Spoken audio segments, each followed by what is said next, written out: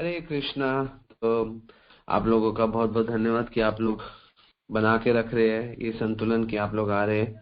और आज का जो विषय है, आज हमारा आदर्श पारिवारिक जीवन भागवतम 7 कैंटो चैप्टर नंबर 14 हम कर रहे थे। उसका आज आखिरी दिन है। तो 3 दिनों में हमने जो सीखा वो पहले दिन में शुरू में भगवान बताते हैं कि हमको गृहस्थ जीवन में कैसे जीना चाहिए। तो उसके लिए सबसे इम्पोर्टेंट चीज जो थी गृहस्थ जीवन की, वो थी ग्रहेषु अवस्थितः राजन क्रिया कुर्वन् यथोचितः वासुदेव अर्पणम साक्षात पासित महामुनि। कहने का मतलब है कि क्या करना है, ग्रहेषु अवस्थितः, अपने घर में ही स्थित रहना है, जंगलों में नहीं जाना। पहला दिन हमने सीखा गृहस्थ जीवन में सबसे पहला इंपॉर्टेंट है आपको फिक्स रहना है। गृहस्थ जीवन का सबसे इम्पोर्टेंट है फिक्स रहना है और क्रिया कुर्वन् यथोचित, और कार्य करते रहना है। और कैसे कैसे कार्य, यथोचित उपयुक्त कार्य, गंदे कार्य नहीं। और साथ में क्या करना है, वासुदेव अर्पणम साक्षात, और भगवान को अर्पण करना सीखना है। ठीक है ना। और उपासित महामुनि, और कैसे अर्पण करना है जैसे शास्त्रों में और साधु लोग बोलते हैं, ये करना है। और दूसरा क्या करना था, बहुत इंपॉर्टेंट था गृहस्थ के लिए, जो ग्रह मूढ़धि और ग्रह मेधि से आगे निकल के गृहस्थ बने, उसको सबसे सुंदर है भगवान का श्रवण करना है, वासुदेव अर्पण करना है और भगवान का श्रवण करना है। तो साधु का संग करके आपको श्रवण करना है। तो भगवान बोलते हैं इसी के अध्याय के तीसरे श्लोक में, तीसरा श्लोक आई थिंक, चौथा श्लोक, यावत अर्थम उपासीन देहे गेह च पंडिता विरक्त रक्त वितनत्र नह लोके नरताम न्यसेन। तो आपको ग्रह देह से बाहर निकलकर, घर से और शरीर से बाहर निकलकर भगवान का श्रवण करना है। तो अगला जो विषय इसमें है, जो इम्पोर्टेंट विषय है, भगवान का श्रवण करना है। तो जो व्यक्ति भागवतम रोज, गृहस्थ को रोज भगवान के बारे में सुनना है। क्या क्या श्लोक था, श्लोक नंबर आई थिंक 3। गृहस्थ को गृहस्थ जीवन में रहता है हुए भगवान को अर्पण करना है और भक्तों के हिसाब से। और श्रवणम भगवतम अभीक्षणम अवतार कथा अमृतम श्रद्धायान यथा कलाम उपशांत जन आवृत। तो हमें और क्या करना है गृहस्थ जीवन में, गृहस्थी को पहले दिन हमने सीखा श्रवण करना है और भगवान को अर्पण करना है। हर गृहस्थ का एक पहले दिन का ये टॉपिक जो भागवत पहले बताती है। और दूसरे दिन हमने सीखा था कि गृहस्थ को क्या करना है, गृहस्थ को संतोष और दान का जीवन जीना है।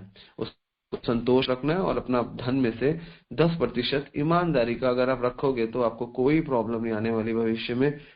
पूरी भागवत यही बोलती है। तो दान और संतोष, भक्त को संतोष रखना है। किन 3 चीजों में संतोष रखना है और किन 3 चीजों में संतोष नहीं रखना है, शास्त्र बताते हैं। स्त्री में संतोष रखना है, धन में संतोष रखना है और खाने में संतोष रखना है। और किन चीजों में संतोष नहीं रखना, दान देने में संतोष नहीं रखना चाहिए, और ज्ञान लेने में संतोष नहीं रखना चाहिए, और तपस्याएं करने में संतोष नहीं करना चाहिए।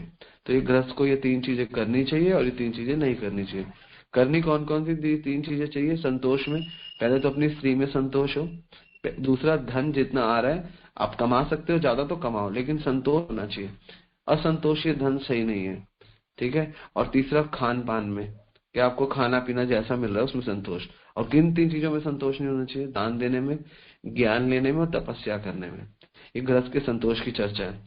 तीसरे दिन हमने चर्चा करी यज्ञ की, कि गृहस्थ को क्या करना चाहिए, पूरा जीवन कमाना चाहिए। कमाता है वैसे, गृहस्थ पूरा जीवन ही कमाता है, और कमाई करके उसको उसको अपना यज्ञ करना चाहिए। यज्ञ की में 2 मुख्य आहुतियां जो भगवान बताते हैं, एक है ज्ञान और एक है संपत्ति। तो इसलिए जीवन भर जब हम सीखते हैं, बहुत हमारी उम्र हो जाती है, हम शुरू से सीखते हैं, तो कुछ ना कुछ हमको ज्ञान होता है। ऑब्वियसली अपने अपने ट्रेड का ज्ञान होता है, अपनी नौकरी का ज्ञान होता है। तो भगवान का मत है, और उस ज्ञान से आप बहुत संपत्ति इकट्ठी करते हो उस नॉलेज से।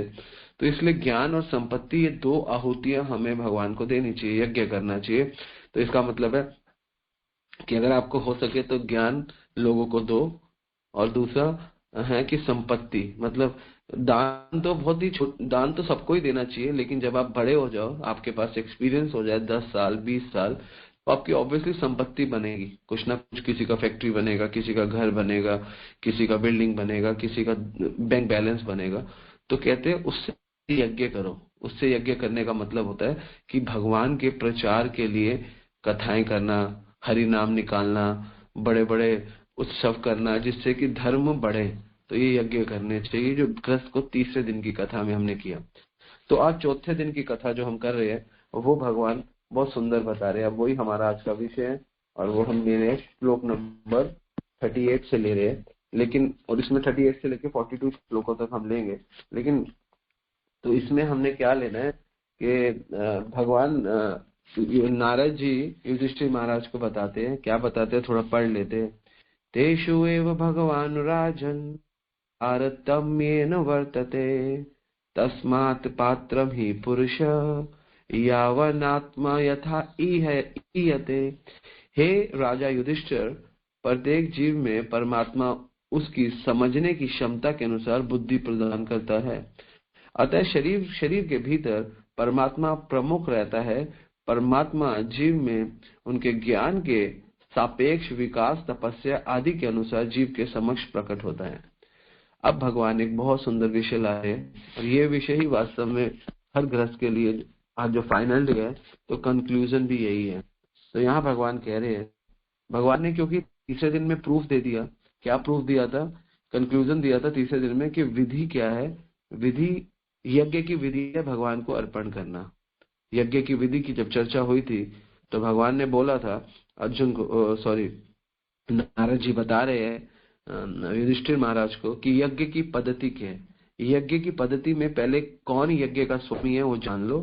इसलिए गीता और भागवत भी बोल रही है और यहाँ पे क्लियर कृष्ण का नाम लिया भगवान ने, और नारद जी ने किसी और का नाम नहीं लिया, केवल कृष्ण का नाम लिया और बोल दिया कि कृष्ण को अर्पण करो, केवल कृष्ण को। हरि उसके बाद राजसूय यज्ञ में जिसको अर्पण करना था, राजसूय यज्ञ का एग्जाम्पल देते हुए क्लियर कर दिया कि कृष्ण ही भोक्ता राम यज्ञ तपसाम सर्वलोक महेश्वर सुहृद सर्वभूतानाम ज्ञात्वा माम शांति अधिगच्छति। के सारों के सारे यज्ञ का जो भोक्ता है वो कृष्ण है। तो कृष्ण को भोक्ता बनाते हुए उनको अर्पण करना है। तो यज्ञ तक ये था। नारद जी युधिष्ठिर महाराज को आगे बताते हैं कि अब मैं जो तुम्हें विषय बता रहा हूँ ये बहुत महत्वपूर्ण विषय है। यहाँ बुद्धि का विकास होगा। अभी तक जो चीजें थी उसमें बुद्धि क्या नहीं लग रही थी, उसमें बुद्धि लग रही थी, लेकिन बुद्धि का भी विकास होता है। जैसे कोई व्यक्ति जब क्लास 6 में पढ़ता है, 6 स्टैंडर्ड में पढ़ता है, उसकी बुद्धि अलग होती है। जब वो 12th स्टैंडर्ड में आता है, जैसे शरीर बढ़ता है तो उसकी बुद्धि का विकास होता है। सिमिलरली इस जगत में जितनी भी आप मटेरियल नॉलेज लो, लेकिन जब आप स्पिरिचुअल नॉलेज लोगे तो आपकी बुद्धि का विकास होगा। मटेरियल नॉलेज से भी बुद्धि का थोड़ा विकास होता है, ऐसी बात नहीं है, लेकिन जब आप स्पिरिचुअल नॉलेज लोगे तो आपको मटेरियल कार्य करने की क्षमता और अंडरस्टैंडिंग और बहुत कुछ बढ़कर आएगा। उसमें कमी नहीं रहेगी, उसमें बढ़ावट होगी, बढ़ेगा आपका, मटेरियली भी बढ़ेगा और स्पिरिचुअली बढ़ेगा। इसलिए गुरु महाराज बोलते हैं, शिल प्रभुपाद भी बोलते थे, इस जगत की सारी मटेरियल प्रॉब्लम का सॉल्यूशन मटेरियल नहीं है। सॉल्यूशन चाहे स्पिरिचुअल प्रॉब्लम हो चाहे मटेरियल प्रॉब्लम हो, दोनों का जो सॉल्यूशन है वो स्पिरिचुअल ही है। दोनों का सॉल्यूशन मटेरियल नहीं है, दोनों का सॉल्यूशन स्पिरिचुअल है। तो जो हमारा जो सॉल्यूशन है जो हमारा, वो आप मान के चलो कि वो तो है ही स्पिरिचुअल। तो इसलिए यहाँ पे बता रहे अब बुद्धि की बात हो रही है। अभी कल तक यज्ञ की, दान की, तपस्या की, श्रवण की बात की, अब बुद्धि की बात कर रहे हैं। और क्या बोल रहे हैं कि जब बुद्धि का विकास होता है, जीव की बुद्धि का विकास, तो यहाँ पे परमात्मा का कॉन्सेप्ट भी ला रहे हैं कि परमात्मा का कॉन्सेप्ट सबको बुद्धि के विकास के अनुसार पता चलता है। यहाँ पे लिख रहे हैं ना, अतः शरीर के भीतर परमात्मा प्रमुख होता है। परमात्मा जीव में उनके ज्ञान के सापेक्ष विकास, तपस्या आदि के अनुसार जीव के समक्ष प्रकट होता है। तो जब व्यक्ति जीवन भर ये 3 दिन के कार्य करेगा, जो हमने पहले दान करेगा, तपस्या करेगा और जो हमने सीखा, तो उसका बुद्धि का विकास होगा। अब ये मान के चल रहे हो कि आपका सीधा बुद्धि का विकास हो जाएगा, तो वो नहीं होने वाला। तो इसलिए बोला है कि ज्ञान के सापेक्ष विकास, तपस्या आदि अनुसार जीव के समक्ष प्रकट होता है। अतः शरीर के भीतर परमात्मा प्रमुख होता है। तो ये होगा कैसे? प्रभुपाद जी लिख रहे हैं, भगवान कहते हैं, सर्वस्य चाहम हृदय सन्निविष्टो मत स्मृति ज्ञानम अपनम च। मैं सबके हृदय में परमात्मा रूप में बैठा हूँ, और जो अर्जुन मेरे पास आना चाहता है मैं उसको बुद्धि देता हूँ, और अर्जुन जो मुझसे दूर होना चाहता है, सच बताऊं अर्जुन, मैं ही उसको बुद्धि देता हूँ कि मुझसे दूर हो जाए। तो आप ये सोचो कि इस जगत में जो लोग भगवान को नहीं मानते उसके पीछे भी कारण भगवान ही है कि वो भगवान को नहीं मानते।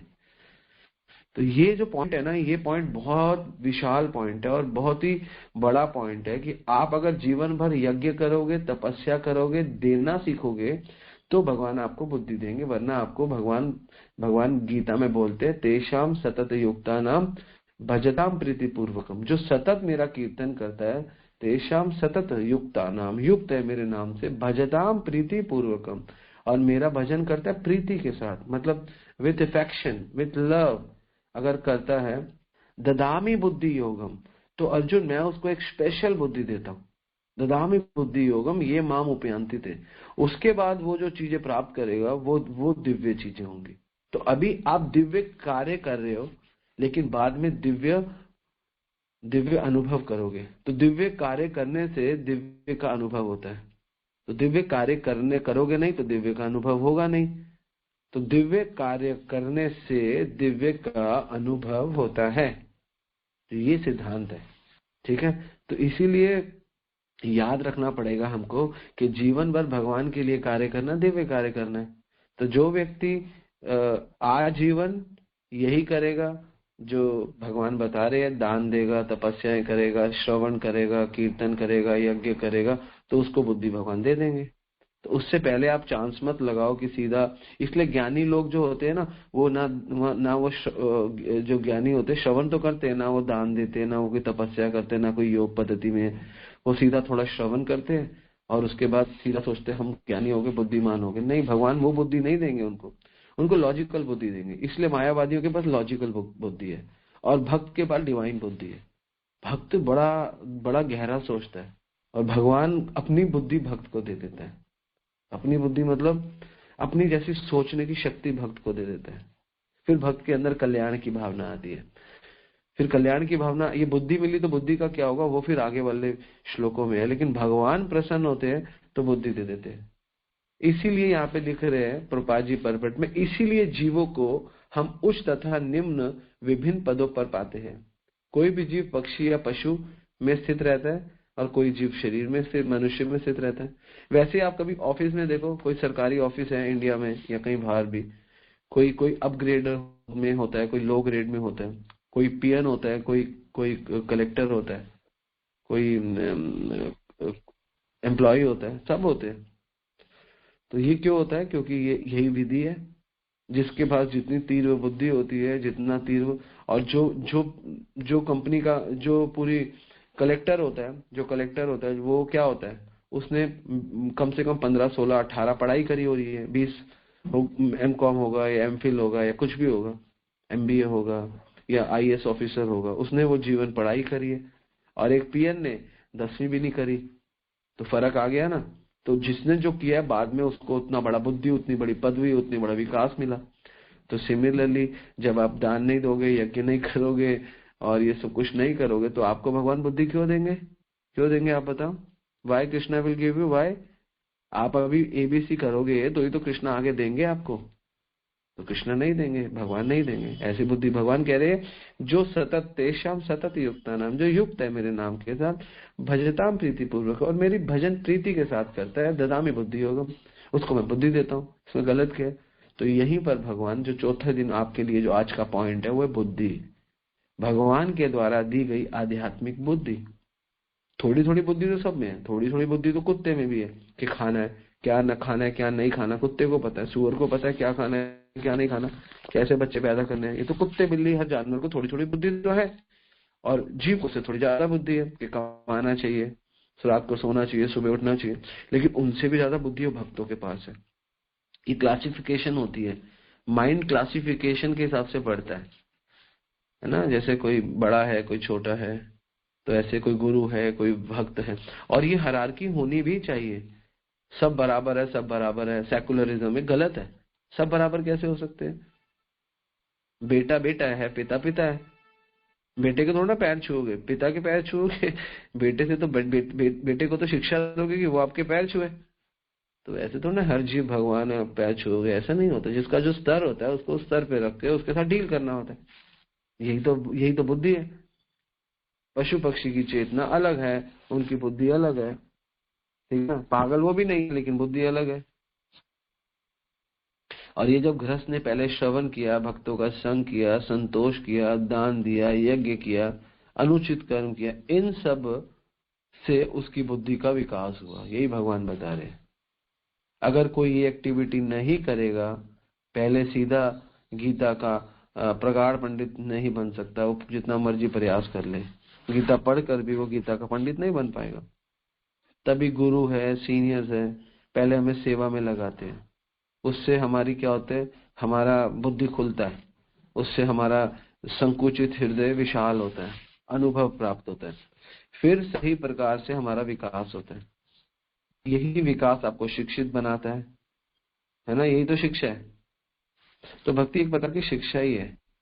और भक्ति को सही तरीके से, गीता को, भागवत को सही सही समझना, तो ये गुरु की कृपा। जो अपने आप को सेवक समझेगा उसके पास ज्ञान आ जाएगा, जो अपने आप को ज्ञानी समझेगा उसके पास ज्ञान अलग तरीके से आएगा। इसलिए पहले जो ज्ञान का स्तर होता है ना, पहले जो ज्ञान का स्तर होता है वो परिपक्व करता है। उच्चतर ज्ञान में वो अनुगत हो सके, अंदर जा सके, उसके लिए पहले ज्ञान का परिपक्व जो होता है वो सेवा से होता है। इसलिए हम लोग क्या कहते हैं, प्रभुपाद जी ने कभी डिवोशन को डिवोशन बोला ही नहीं। प्रभुपाद जी हमेशा बोलते थे डिवोशनल सर्विस, प्रेममयी सेवा। लोग कहते हैं हमको भाव आता है, लेकिन हम लोगों को हमारा भाव इतना इम्पोर्टेंट नहीं है। हमारे भाव के अंदर सेवा होना बहुत इम्पोर्टेंट है। बुद्धिमान व्यक्ति जो होता है वो भक्ति को चूज करता है। इसीलिए तो भक्ति को चूज करता है, इसलिए तो यज्ञ करता है, तप करता है, दान करता है, और फिर भक्ति में पक्का हो जाता है, फिर भक्ति में भागने लगता है, फिर भक्ति को ढंग से पकड़ लेता है, समझ जाता है कि भक्ति वास्तव में है क्या। इसलिए अगले श्लोक में भगवान बोल रहे हैं 39 श्लोक में, हे राजन, जब ऋषि मुनियों ने देखा कि त्रेता युग के प्रारंभ में परस्पर आनंद व्यवहार आरंभ हो गया है, तो मंदिर में अर्च विग्रह की साज सामग्री सहित पूजा का सूत्रपात्र हुआ। तो यहाँ पे कहने का मतलब है, श्रील प्रभुपाद जी बता रहे हैं कि चारों युगों में अलग अलग है। त्रेता युग में क्या था, यज्ञ होते थे। द्वापर युग में क्या था, अर्च विग्रह की सेवाएं होती, और सत्युग में ध्यान होता। तो कलयुग में क्या है, कलयुग में आप लोगों को अगर शुद्ध होना है और क्या कहते हैं बुद्धि है, तो कलयुग के लोगों की बुद्धि के भगवान बोलते कीर्तन करेंगे। तो इसीलिए आपके पास बुद्धि आए, तो यहाँ पे बुद्धि आने का मतलब क्या दिखा रहे हैं कि आप भगवान की एक्टिविटीज में इन्वॉल्व हो जाओ। ये बुद्धि का फर्क है। पहले जो है उसमें बुद्धि नहीं बताया, जैसे बुद्धि आई तो आप शुरू हो जाओ अर्च विग्रह की सेवा, और ये बुद्धि है। तभी तो बोलते हैं कृष्ण वर्ण त्रिषा कृष्ण संग पंगस्त पार्षद। भागवतम में 11वें स्कंद में बताया गया है कि भगवान स्वयं आएंगे कलयुग में, कृष्ण वर्ण त्रिषा कृष्ण, कृष्ण के उल्टे रंग के आएंगे, त्रिषा मतलब उल्टा, और यज्ञ संकीर्तन प्राय, और वो सबको कहेंगे कि एक ही यज्ञ करो, यज्ञ संकीर्तन प्राय यजंती ही सुमेध से, और आप सुमेध सा बुद्धिमान हो जाओगे। यज्ञ संकीर्तन प्राय यजंती ही सुमेध सा। तो बुद्धिमान लोगों के लिए कीर्तन करने का अनुमति होगा। तो बुद्धि का यूज क्या है, पहले तो बताया कि भगवान कहते हैं जब सब कुछ करोगे, यज्ञ दान तपस्या करोगे तो बुद्धि मिलेगी, और बुद्धि मिलके क्या करना है, कीर्तन करना है, भगवान के नाम का कीर्तन करना है, विग्रह की सेवा करनी है, और जो जो यज्ञ हमें दिए गए वो करने हैं। और उसके बाद भगवान आगे प्रिकॉशन बता रहे हैं, क्योंकि हम कीर्तन करते हैं तो आगे नारद जी युधिष्ठिर महाराज को बताते हैं, कभी कभी नव दीक्षित भक्त भगवान की पूजा में सारी साज सामग्री अर्पित करते हैं। यहाँ पे बता रहे हैं क्योंकि अब आपको क्या करना है, वह वास्तव में भगवान की पूजा अर्च विग्रह के रूप में करता है, बिल्कुल करता है, और भगवान को अर्पण करता है। लेकिन भगवान विष्णु के अधिकृत भक्तों से ईर्ष्या होने के कारण भगवान उसकी भक्ति से कभी प्रसन्न नहीं होते। आपने यज्ञ कर लिया, आपने दान कर लिया, आपने तपस्याएं कर ली, आपने श्रवण कर लिया, आपने सब कुछ कर लिया, उसके बाद आपने भक्ति बुद्धि से भक्ति भी कर ली, लेकिन भगवान कहते हैं फिर भी प्रगति नहीं होती। गृहस्थ की क्यों नहीं होती? तत् आचार्यम हरिम केचित् संश्रद्धया प्रिया उपासते उपासत उपासतापि नार्थ अर्थदा पुरुष दिशा में। तो बुद्धि भगवान में तो लग गई, अब बुद्धि का और विकास, अभी बुद्धि का विकास चल रहा है, अब देख रहे हो बुद्धि का विकास। तो कैसे भागवत चल रहा है, आप देखो कितना सटीक। मैं भागवत से सटीक तो मुझे लगता ही नहीं कोई ग्रंथ है और कोई आपको बढ़ा सकता है। तो यहाँ पे बता रहे आपने पूरी की पूरी गृहस्थ जीवन में गृहस्थ जीवन का मर्म पकड़ लिया, और गृहस्थ जीवन का मर्म पकड़ के आपने भक्ति पकड़ ली और योग धर्म हरि नाम पकड़ लिया। आपने जीवन भर दान दिया, जीवन भर तपस्या करी, जीवन भर यज्ञ किए, लेकिन फिर अंत में आते आते आते आते ज्ञान लेते लेते अर्च विग्रह में भी इन्वॉल्व हो गए। लेकिन भगवान विष्णु के अधिकृत भक्तों से ईर्ष्या होने के कारण आपकी प्रगति फिर रुक गई। समझ गए? तो ये पॉइंट गृहस्थों के लिए ला रहे हैं। मतलब ये हम ये नहीं कह रहे कि हमारा कोई ये टॉपिक कोई वैष्णव अपराध है। ये वैष्णव अपराध नहीं है, ये एक्चुअली गृहस्थ बड़ा हो गया है, गृहस्थ में बुद्धि आ गई है, लेकिन वास्तव में बुद्धि का भी विकास नहीं हुआ। तो अब इसका सॉल्यूशन भी आगे बता रहे हैं 41 और 42 श्लोका में। इसका सॉल्यूशन है कि कैसे इसको आप दूर कर सकते हो। हे राजन, सभी पुरुषों के सहयोग में ब्राह्मण को इस संसार में सर्वोत्तम मानना चाहिए। यहाँ पे ब्राह्मण का मतलब वैष्णव, क्योंकि वह तपस्या, वैदिक अध्ययन, तपस्या करता है, वैदिक अध्ययन तथा संतुष्टि भगवान के प्रतिरूप बन जाता है। भगवान कह रहे क्यों नहीं करना चाहिए गृहस्थ को, बुद्धि बढ़ गई, गृहस्थ बुद्धि का विकास हो गया, वैष्णव अपराध क्यों नहीं करना चाहिए? क्योंकि भगवान को वो अति प्रिय है। वो अति प्रिय क्यों है? क्योंकि उसने अपना जीवन वैदिक अध्ययन में, पूरा का पूरा शास्त्रों को पढ़ने में और तपस्या करने में, जो जो चीजें करनी है, छोड़ना है, पकड़ना है, नियम करने में, और संतुष्टि का मतलब है कि उसने ये सब कुछ किया, ये सब कुछ करके 1 मिनट में तो आपको भगवान प्राप्त नहीं हो रहे, संतोष रखा हुआ है, कभी तो कृष्ण आएंगे, कभी तो आएंगे, मेरा कभी तो शुद्धिकरण होगा। उसे संतोष रखा है कि मेरा शुद्धिकरण एक दिन निश्चित होगा। तो यहाँ पे संतोष का विषय है, तो यहाँ पे संतोष किया गया। और यहाँ पे प्रभुपाद जी लिख रहे हैं पट में, अतः वैष्णव की पूजा मंदिर में की जाने वाली अर्च विग्रह पूजा से श्रेष्ठ है। कितना सुंदर बात लिख रहे हैं। विष्णु चक्रवर्ती कहते साक्षात धरित्वेन समस्त शास्त्रे वो सत तथा भाव्यते वो सत, किंतु प्रभु या प्रिय तस्य वंदे गुरु श्री चरण अरविंद। अतः वैष्णव की पूजा मंदिर में की जाने वाली अर्च विग्रह की पूजा से श्रेष्ठ है। एक्चुअली इसका आप यथारूप मतलब मत ले लेना कि आप घर में जाओ, लोगों को वैष्णव की आरतियां करो, ऐसा नहीं है। इसका मतलब ये है कि क्योंकि वैष्णवों के हृदय में भगवान रहते हैं, इसलिए शुद्ध वैष्णव की, जैसे गुरु आचार्यों की आरती होती है जिस दिन गुरु पूजा होती है, जिस दिन व्यास पूजा होती है, क्योंकि उनके हृदय में तो भगवान है। भगवान अर्च विग्रह में है, भगवान कण कण में है, तो भगवान भक्तों के हृदय में भी है। तो गृहस्थों के लिए कथा हो रही है। अब ये मान के चलो ये गृहस्थ को ऐसे जीवन जीना चाहिए। कितना सुंदर विचार है। इसलिए जो वैष्णव है, ब्राह्मण है, तो actual Brahmin is equal to Vaishnav, actual Brahmin. तो जब ब्राह्मणों के 4 पद निकले जाते हैं, एक निकलता है द्विज, एक निकलता है विप्र, वैष्णव, इनमें सबसे श्रेष्ठ वैष्णव है जो विष्णु का आराध्य है, जो विष्णु की आराधना करता है, इज द टॉप मोस्ट, जो सारे नियम और सारी चीजें भगवान को समर्पित करता है, वो वैष्णव है। तो उसके बाद फिर जब लास्ट श्लोक है, इसका भी ले लेते हैं 42 श्लोक का, तो इसमें बोलते हैं हे युधिष्ठिर, हे, अब ये आपके अंदर जो ये हैबिट आ गई है, ये क्यों आती है? क्योंकि ये वैष्णवों से, भक्तों से गृहस्थ को बुराई पैदा क्यों होती है? क्योंकि एक तो ये बुद्धिमान की बात हो रही है, तो इग्नोरेंट व्यक्ति की बात नहीं हो रही है। बुद्धिमान, जिसने बुद्धि प्राप्त कर ली है यज्ञ तपस्या प्राप्त करके, वो वैष्णव के प्रति क्यों अपराध करता है? क्योंकि उसके पास तो नॉलेज है। कोई कर्मी करे तो बात अलग है, लेकिन एक भक्त, एक गृहस्थ भक्त कैसे, जो सारे जीवन यज्ञ कर रहा है, तपस्या कर रहा है, वो कैसे एक अपराध कैसे कर पा रहा है? उससे हो कैसे रही है गलती, है ना? उससे गलती होने का कारण क्या है? क्या कारण है कि वो गलती कर रहा है? ये भी तो हमें पता होना चाहिए ना, कारण क्या है। तो कारण अगले श्लोक में बताते हैं कि हर कोई जो गृहस्थ सब कुछ कर रहा है और फिर भी गलती कर रहा है, तो उसके पीछे कारण क्या है, वो आपको जानना पड़ेगा। और वो कारण ही आज का जो है वो टर्निंग पॉइंट है पूरी कथा का। और पूरे 41 श्लोकों का ये वाला श्लोक जो है ये नटशल है, पूरा मतलब क्या कहेंगे, जो शब्द है वो नेक्टर है। सारे एक 41 श्लोकास का ये वाला श्लोक नेक्टर है। वो सब कुछ कर चुका है और सब कुछ करने के बाद वो बुद्धि प्राप्त कर चुका है, बुद्धि प्राप्त करने के बाद वो वैष्णवों के प्रति अपराध क्यों कर रहा है? और नहीं करना चाहिए, कारण ये है क्योंकि वो भगवान को अति प्रिय है, वो तपस्या करते हैं, वो बहुत सुंदर तपस्या करते हैं। 3 चीजें बताई थी ना, वो तपस्या करते हैं, संतोषी है और वेदों का अध्ययन करते हैं। तो अब यहाँ पे पॉइंट आ रहा है, द बेस्ट थिंग कि ऐसा क्यों होता है।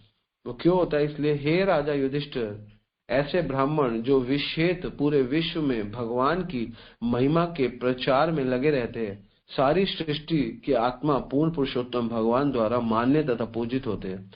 ब्राह्मण अपने प्रचार द्वारा तीनों लोगों को अपने चरण कमलों की धूलि से पवित्र बनाते हैं, और इस तरह वे कृष्ण के भी पूज्य होते हैं।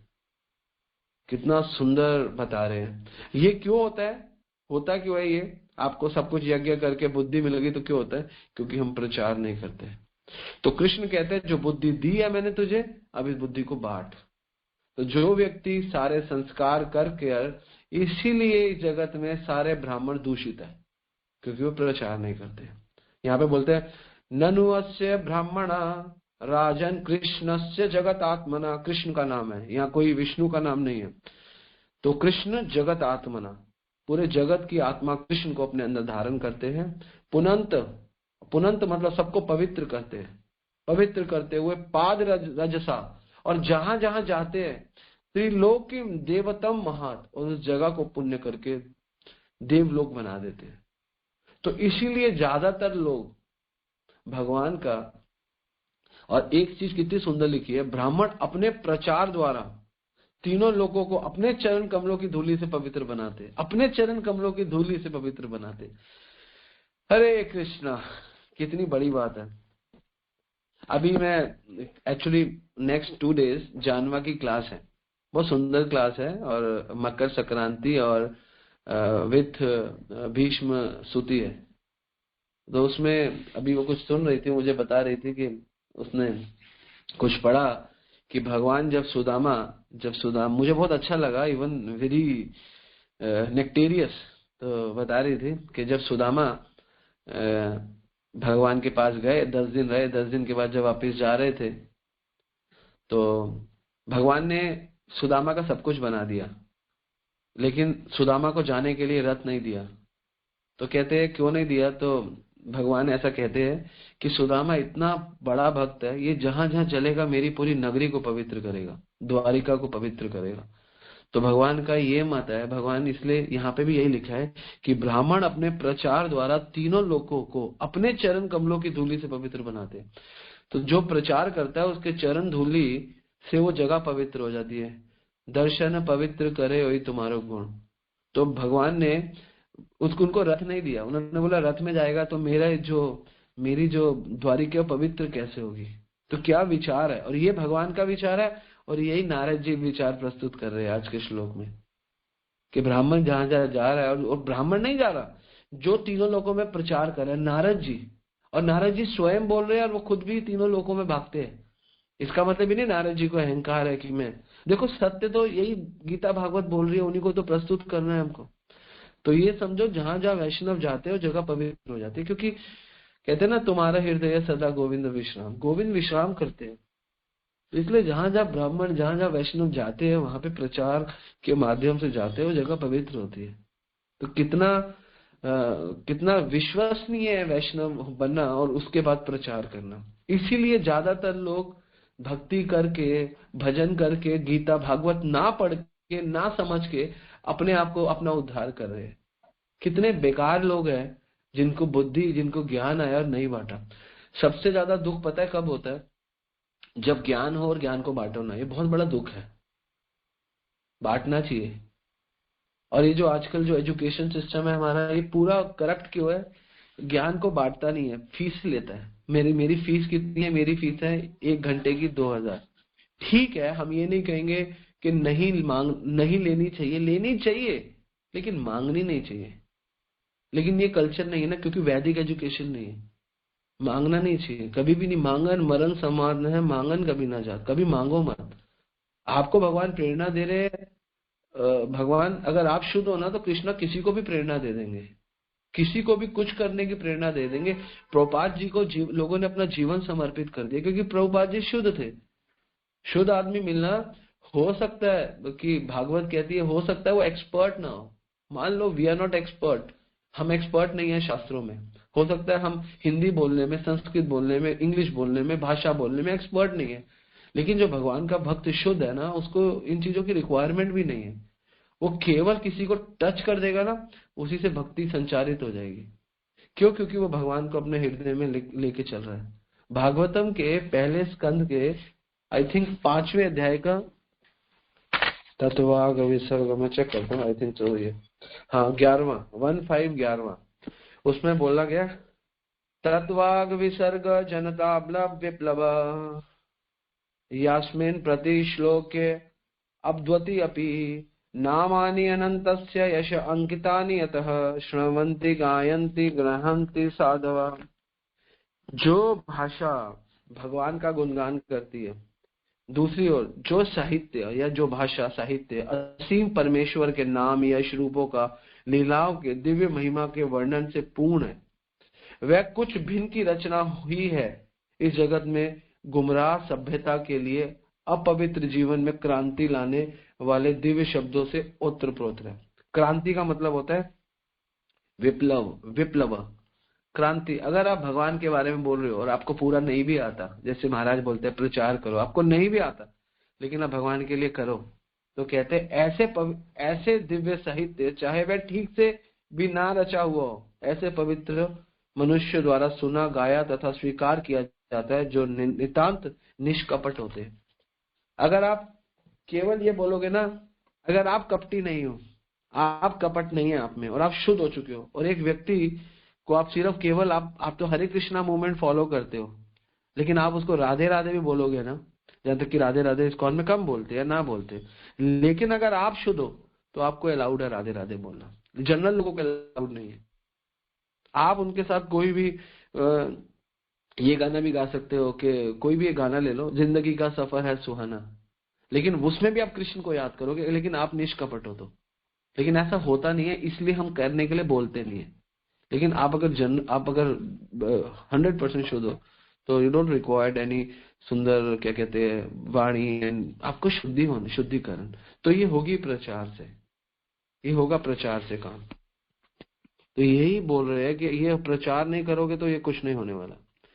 इसलिए आप गृहस्थ जीवन में आ गए हो, आपने तपस्याएं कर ली, आपने श्रवण कर लिया, आपने कुछ भी कर लिया, लेकिन अगर आप शुद्ध नहीं हुए ना, तो आपका सारा का सारा पंजाबी में कहावत है ना, जिथे दी खोती उत्ते आ खलोती, घूम फिर के वहीं पर आ जाओगे। तो इसीलिए आप चारों दिनों में आज का दिन क्यों महत्वपूर्ण है? क्योंकि आज के दिन ये बताया गया, पहले दिन तो बता दिया चलो श्रवण करो, गृहस्थ जीवन में श्रवण करो, और अपने गृहस्थ में स्थित रहो और भगवान को अर्पण करो। दूसरे दिन में बताया गया संतोष रखो, थोड़ा दान करो। तीसरे दिन हमने चर्चा की यज्ञ करो।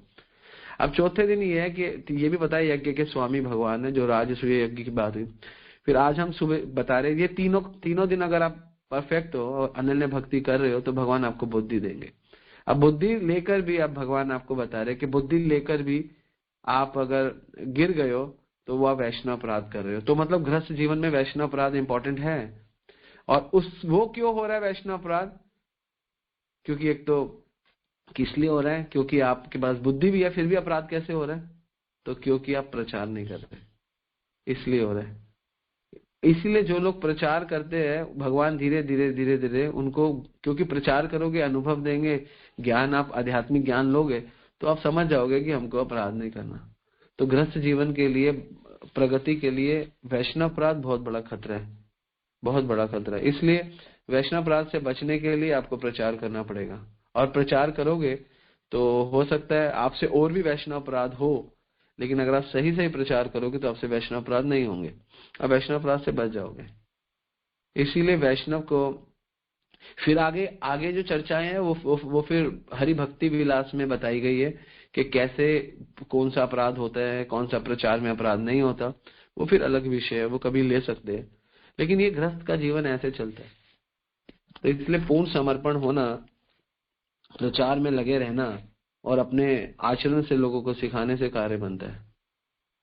तो इसलिए जहां जहां ब्राह्मण अपने प्रचार द्वारा तीनों लोगों के को अपने ही चरण कमलों की धूलि से पवित्र बनाते हैं, और इस तरह वे कृष्ण के भी पूज्य है और वो भगवान के भी पूजनीय है। न च तस्मात् मनुष्येषु कंचित प्रिय कृततमा, यही प्रभुपाद जी इसमें श्लोक दे रहे हैं। मुझे इससे सुंदर मेरा कोई भक्त नहीं है, भविता व न भूय, और ना भविष्य में होगा, ये भगवान बोल रहे हैं, ना भविष्य में होगा ना है। इसलिए भगवान भी अवसर ढूंढते हैं उनकी सेवा करने का। तो this is all about when जब आप भक्ति में आओगे, भक्ति में थोड़ा इन्वॉल्व होगे, तो आपको पता चलेगा सही भक्ति, गलत भक्ति, और भक्ति में विकास, और भक्ति कैसे ठीक होगी तो पता चलेगा। इसलिए डीलिंग करना जरूरी है। इसलिए 80% का जो वैष्णव के साथ रहते रहते प्रचार करते करते जो प्रॉब्लम आती है, वो 80% प्रॉब्लम कम्युनिकेशन से ठीक हो जाती है। 20% प्रॉब्लम ठीक नहीं होती क्योंकि हमारे रूट कॉज गलत है, लेकिन वो भी अगर आप शुद्ध तरीके से करोगे तो इसमें कोई गलती नहीं है। ठीक है ना। तो हम कई बार सोचते हैं ये वैष्णव हमारे लिए सोचता है, ऐसे सोचता है, ऐसा कुछ नहीं है। कोई वैष्णव अगर कोई शास्त्र जानता हो, किसी का गलत नहीं सोचता, किसी को इग्नोर नहीं करता, किसी को डांटता नहीं है, किसी से कुछ नहीं करता। परिस्थिति ऐसा लगता है, जैसे फॉर एन एग्जाम्पल, जैसे हम अभी 100 लोग हैं मान लो, और हम प्रचार कर रहे हैं, तो 100 में से हम 10 अगर सब यूनियन बना दे तो 10 लोग कितने हो गए, तो सब जगह 10 हो गए। अब वो 10 अगर अलग अलग प्रचार करे तो वो भी 100 करे तो कितने हो गए, 1000 हो गए। तो इसका फायदा क्या है, अब वो सोचे क्या कहते हैं कि आपने इसके साथ नहीं बनाया, आपने उसके साथ। इसीलिए हमारे यहाँ जो ये इस्कॉन में क्या, हर जगह हर संस्था में ये रूल होता है, और ये होना चाहिए यूनिटी इन डाइवर्सिटी, एक और फिर अनेक, अनेक और एक, ऐसे चलता रहता है। और हम तो पता है हमको क्या सोचना चाहिए कि धीरे धीरे हम लोग बढ़ते रहे। हमारा बढ़ना क्या है कि हमारे अंडर लोग बढ़ते रहे, तो ये हमारा बढ़ना है। अगर हम सोचे कि मेरे अंडर लोग बढ़ते रहे तो फिर बेकार है। और इसीलिए जैसे जैसे हम बड़े होंगे तो हमारा अपना एक समाज बनता रहेगा। इसी को इस्कॉन में कहा गया है, कृष्णा कॉन्शियसनेस क्या है, इंटरनेशनल सोसाइटी, इसी को सोसाइटी कहते हैं। ये सोसाइटी बढ़ाते रहो, हर एक व्यक्ति की अपनी सोसाइटी हो, हर एक प्रचारक की अपनी सोसाइटी हो, और जो कि दूसरी सोसाइटी से अलग हो। मिल सकती है तो मिले, नहीं मिल सकती तो भी कोई बुरा मानने वाली बात नहीं है कि हम पहले वहां थे, हमें नहीं, हमको क्या कर दिया। इसमें कोई बुराई नहीं है। आपका अगर समूह बढ़ रहा है तो ये बहुत अच्छा है। ये प्रचार में हमेशा ध्यान रखना चाहिए। अगर एक समूह बढ़ रहा है और वो सोच रहा है कि वो मुझसे मिलता नहीं है, वो मेरे साथ, तो ये अच्छी बात है, दिस इज गुड। ये वजह नहीं है कि वो अलग हो गया, ऐसा नहीं है। कई लोग मुझे बोलते हैं प्रभु जी आप ये नहीं आते, तो अच्छी बात है कि अब आपस में ऐसी सिचुएशन है कि आगे भी भक्त बोले कि हम यहाँ नहीं जा पाते हमारा, तो ये अच्छा sign, this not a bad sign. Jiva Goswami के बाद नरोत्तम दास ठाकुर थे, श्रीवास आचार्य थे, और श्यामानंद पंडित थे। एक को बंगाल भेजा, एक को उड़ीसा भेजा, एक को मणिपुर भेजा, मतलब नॉर्थ ईस्ट में भेजा। तीनों अलग अलग हो गए, साल में एक बार मिलते थे। और जीव गोस्वामी कहते थे कम मिलो ज्यादा मिलोगे तो प्रचार नहीं करोगे। इसलिए हम लोगों को यही यूनिटी एंड डाइवर्सिटी, तभी तो प्रचार होगा। फैलने से प्रचार होता है, और प्रचार की कितनी जरूरत है आप देख सकते हो। इस जगत में सबसे ज्यादा जरूरत ही गृहस्थ के लिए, जरूरत ही प्रचार है। तो इसीलिए गुरु के, वैष्णव के संरक्षण में रहते हुए सबको अगर गृहस्थ जीवन जीना है तो यज्ञ, तपस्या, दान, संतोष रखते हुए फाइनली बुद्धि कृष्णा देंगे, उस बुद्धि से प्रचार करना है। बस यही आखिरी 42वें श्लोक में भगवान ने सब कुछ कह के वाइंड अप कर दिया नारद जी ने युधिष्ठिर महाराज को। और युधिष्ठिर महाराज को ये बताया कितने साल पहले, 5000 साल पहले। तो युधिष्ठिर महाराज क्या प्रचार नहीं कर रहे थे? प्रचार कर रहे थे, धर्म का प्रचार कर रहे थे। और इसीलिए तो जब राजा धार्मिक होता है तो पूरी प्रजा धार्मिक होती है। और आगे प्रभुपाद जी लिखते हैं, ब्राह्मण सारे जगत में कृष्णा भावना अमृत मत का उपदेश देते हैं, और यद्यपि वह पूर्ण पुरुषोत्तम भगवान कृष्ण की पूजा करते हैं तथा भगवान भी उन्हें पूज्य मानते हैं, भगवान भी पूज्य मानते हैं। यह अनन्य आश्रित संबंध है। अनन्य आश्रित, एक होता है आश्रित, अनन्य आश्रित। अनन्य आश्रिता में आपका कोई आश्रय नहीं होता, और भगवान का भी आप ही आश्रय हो। जिस प्रकार ब्राह्मण कृष्ण की पूजा करना चाहते हैं, उसी तरह सारे ब्राह्मणों की पूजा भगवान करना चाहते हैं, भगवान भी करना चाहते हैं। अतएव निष्कर्ष यह निकला कि भगवान की महिमा के प्रचार में लगे ब्राह्मणों तथा वैष्णवों की पूजा धर्मज्ञों, दार्शनिकों तथा सामान्य लोगों को करनी चाहिए।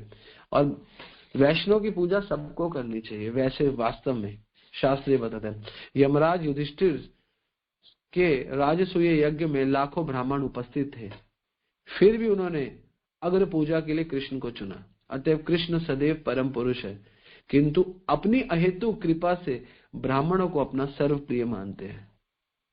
इस प्रकार श्रीमद् भगवद गीता के 7वें अध्ययन स्कंद के अंतर्गत आदर्श पारिवारिक जीवक नामक 14वें अध्याय के भक्ति विधान तात्पर्य पूर्ण हुए। तो ये सुंदर, इसीलिए सारा जगत कृष्ण को भजता है, लेकिन कृष्ण इस जगत में केवल मेडिटेट करते हैं किस पे? भक्तों पे। जैसे कई लोग कहते हैं कि राम जी ने शिव जी की पूजा की रामेश्वरम में, ठीक है, तो की, तो इसमें प्रॉब्लम क्या है? कृष्ण जब सुदामा से मिले तो कृष्ण ने सुदामा के पैर धोए, और भगवान समाधि में रहते हैं तो भगवान समाधि में अपने भक्तों को, तो भगवान भी अवसर ढूंढते हैं सेवा करने का। भगवान का अवसर ढूंढना, सेवा करना अलग होता है। भगवान बहुत दयालु है। भगवान भक्त के अंदर सब कुछ चल रहा होता है और किसी को निमित्त बना के कोई कार्य कर देते हैं। भगवान बड़े दयालु है। तो ऐसे ऐसे कार्य चलते हैं। तो भगवान के कार्य कोई नहीं समझ सकता, केवल भगवान समझते हैं और भगवान के भक्त समझते हैं। संसार के लोगों के लिए भगवान के कार्य बहुत अलग होते हैं। वो समझ नहीं पाते कि क्या चल रहा है, ये कैसे चल रहा है, ये हरि बोल करके उछलते क्यों है, इनको कोई बात कहो ये क्यों कहते हैं भगवान ने किया है, तो ऐसा क्यों होता है। ये वही समझ सकता है जो भगवान के लिए कुछ करता है, भगवान के लिए कार्य करता है, उसको समझ में आता है कि भगवान कैसे कर रहे हैं। तो इसलिए सही सही गलत क्या है? सही गलत ये है जिससे भगवान प्रसन्न हो। अगर भगवान कुछ गलत करने से प्रसन्न होते हैं तो वही सही है, और अगर आप सही कर रहे हो और भगवान प्रसन्न नहीं हो रहे तो वो भी गलत है। समझ गए? तो सही आपकी सही करने के लिए भक्त को, एक्चुअली आप लोग तो डिवोटी हो, आप लोगों के लिए तो अंडरस्टैंडिंग होनी चाहिए। सही करना क्या है? जिससे भगवान खुश हो।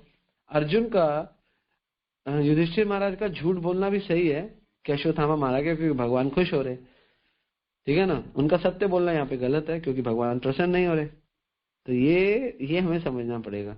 इसलिए भगवान का प्रसन्न होते हैं सबसे ज्यादा जब भगवान के भक्तों का और स्पेशली जो प्रचारक होते हैं उनको आप सम्मान दो। यहाँ पे लिख रहे हैं, महाराज युधिष्ठिर ने राजसूय यज्ञ में लाखों ब्राह्मण उपस्थित है, फिर भी उन्होंने अग्र पूजा में भगवान कृष्ण को चुना। अतएव कृष्ण सदैव परम पुरुष है, किंतु अपनी हेतु की कृपा से ब्राह्मणों को अपना सर्वप्रिय मानते हैं। ऊपर लिखकर अतएव निष्कर्ष यह निकला कि भगवान की महिमा के प्रचार में लगे ब्राह्मणों तथा वैष्णवों की पूजा धर्मज्ञ, दार्शनिक तथा सामान्य लोगों को भी करनी चाहिए। जो फिलोसोफर है, जो कर्मकांडी है, जो नॉर्मल लोग है, भोगी है, उनको भी। इसीलिए समाज में जो सबसे बड़ा डिस्टर्बेंस हुआ क्योंकि लोग भगवान के भक्तों को पूज नहीं रहे। आप ये मत समझो यहाँ पे हम लोग 2, 4, 5, 10 लोग कथा करते हैं तो हम लोग अपने आप को पुजवाना चाहते हैं, ये बात नहीं है। या कथा, ये बात ये है कि ये शास्त्र कहते हैं और सब पूजनीय है जो भगवान के नाम में, भगवान के नाम का प्रचार कर रहे हैं। इट डजेंट मैटर कि 2 लोग, 10 लोग, 20 लोग या 50 लोग। पूजनीय वो है जो एंडेवर कर रहा है, जो अपना समय, अपना बल, अपनी शक्ति, अपना धन, तन, मन सब कुछ भगवान के लिए लगा रहा है। तो वो वास्तव में, क्योंकि उसको समझ में आ गया कि करना ही है, तो उसकी पूजा नहीं है, उसकी समझ की पूजा है, उसकी बुद्धि की पूजा है कि उसकी बुद्धि सही है। और उसकी बुद्धि अगर हम अपने जीवन में अप्लाई करेंगे तो हमारा भी कल्याण होगा।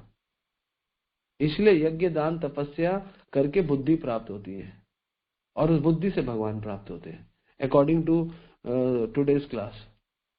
एक्चुअली यज्ञ, दान, तपस्या करने से भगवान प्राप्त होते हैं, लेकिन भगवान आपको स्पेशल कुछ गिफ्ट देते हैं, ददामी बुद्धि देते हैं, और वो बुद्धि से आपके अंदर हलचल होती है। उस बुद्धि से आपका मन शुद्ध होता है, उस बुद्धि से आप इंद्रियां, सही बुद्धि होगी तभी तो सही इंद्रियां सही चीजें पकड़ेंगी, मन सही चीजें पकड़ेगा। बुद्धि जरूरी है। बच्चे के अंदर बुद्धि होती है तभी तो क्लास में अच्छा, देखो बुद्धि है, सिर्फ बुद्धि से थोड़ा हुआ काम। अगर उसको सब कुछ पता है लेकिन उसकी हाथों ने भी तो पेंसिल पेन उठाया और पेपर पे लिखा, सिर्फ बुद्धि ने काम थोड़ा किया। उसका हाथ उठा, पेंसिल उठी, तो कर्म भी तो हुआ, लेकिन सही बुद्धि थी, सही आता था तो सही लिखा गया। यही कार्य है, यही कारण है एक्चुअली, तो इसलिए बहुत इंपॉर्टेंट है। ठीक है, तो इसको क्लास को यहीं पे वाइंड अप करते हैं। All glories to Srila Prabhupada, all glories to Guru Maharaj, all glories to all Vaishnavas. आपका प्रश्न हो या if you want to add something, तो ये पूरा अध्याय 14वां अध्याय 7वें स्कंद का बहुत सुंदर है। तो इसमें हमने सोचा कि ये 4 दिन में 4 टॉपिक बहुत इंपॉर्टेंट है जो हमको लेने चाहिए थे, तो हमने लिए। ठीक है, प्रश्न पूछ सकते हैं, ऐड कर सकते हैं। हरे कृष्णा। हाँ प्रभु जी, मेरा सवाल है कि जो ब्राह्मण जो रहते हैं, जो जनेऊ पहनते हैं, लेकिन वो सब कुछ करते हैं, मतलब नॉनवेज भी खाते हैं, कांदा लहसुन भी खाते हैं, और उनको बताया जाए गलत है तो बोलते हैं हमारे यहाँ सब चलता है, तो उनको अपराध लगते हैं या वो अज्ञान में है तो नहीं लगते? प्रभुपाद जी बताते थे, इग्नोरेंस हैज नो एक्सक्यूज। अगर आप नहीं जानते इसका मतलब ये आपको नहीं पाप लगेगा, तो ऐसा नहीं है, उनको लगता है। स्कंद पुराण में बताया गया है कि जो ब्राह्मण है कलयुग में वही करप्ट होंगे, स्कंद पुराण में बताया गया। तो इसलिए ये लोग अभी सही तरीके, इसलिए ब्राह्मण बनने के लिए ज्यादा फोकस नहीं होना चाहिए, हमें वैष्णव बनना चाहिए, और वैष्णव महान है। और जो ब्राह्मण भगवान कृष्ण की भक्ति करता है और सारे नियम फॉलो करता है, तो वो ब्राह्मण ही वास्तव में वैष्णव है। तो वैष्णव को बहुत जरूरी है कि वैष्णव पद्धति को फॉलो करना चाहिए। और जो जो जो वैष्णव होकर भी वैष्णव पद्धति फॉलो नहीं करता, तो वो भी गिरा हुआ है। जैसे आपने आपने दीक्षा ले ली है और आप 4 माला और 16 नियम नहीं कर रहे हो और एकादशी को अन्न खा रहे हो, तो आप गिरे हुए हो, तो आपको भी भोगना पड़ेगा। इसलिए दीक्षा लेने के बाद तो सजा बहुत ज्यादा है। तो जो व्यक्ति गुरु धारण नहीं करता या भगवान को अपनी आहुति आहुति के समय और उसके बाद गलत काम करता है, अवैध संबंध करता है, शराब पीता है, मांस खाता है या प्याज लहसुन खाता है, जो भी आपने वो लिया, आपने तपस्या, आपने जो भी प्रतिज्ञा ली, संकल्प लिया और आप तोड़ते हो, तो बहुत गलत है, बहुत गलत है। इसलिए एकादशी की भी प्रतिज्ञा होती है, तो कई लोग एकादशी पे खाते हैं, दैट इज टोटली रॉन्ग। जी प्रभु जी। हम्म, और प्रभु जी, मतलब ऐसे लोगों को अपराध तो लगता है ना? बिल्कुल अपराध लगता है। अगर अगर अगर आप अपराध की बात कर रहे हो, तो हरि भक्ति विलास में ये भी लिखा हुआ है कि क्या क्या बनते हैं वो, कौन सुअर बनता है, कौन सांप बनता है, कौन गधा बनता है, सब लिखा है। आप ढंग से पढ़ोगे तो आपको क्लियर हो जाएगा क्या क्या है, क्या क्या नहीं है। जी सब कुछ लिखा हुआ, डिटेल में लिखा हुआ। जी प्रभु जी।